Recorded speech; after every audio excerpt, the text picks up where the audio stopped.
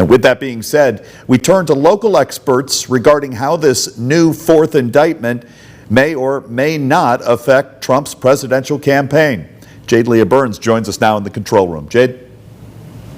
Sean, no former or current president has ever been indicted even once before. Having a fourth one is making history.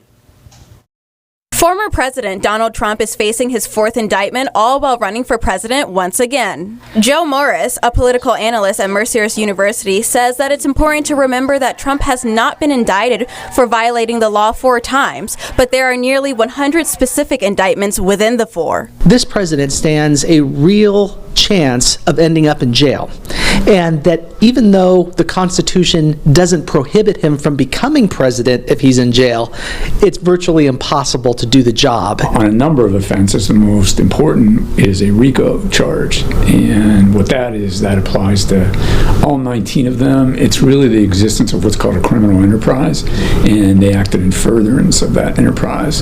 Friedman says this is a way to attempt to overturn the election and tells us from his viewpoint the case is extremely strong and severe. I mean, if you go through it and read all the overt acts, all the things that these people tried to do to overturn the election, not only in Georgia, but around the country, including here in Pennsylvania, it's obscene. Morris says, although it appears that Trump still has a large following, these indictments could have a negative impact in the long run. I think the best hope for Republicans is to realize that this isn't going to go away, that they are going to have potentially their presidential nominee competing against Joe Biden that is either in the process of going through a trial or maybe already convicted of a crime.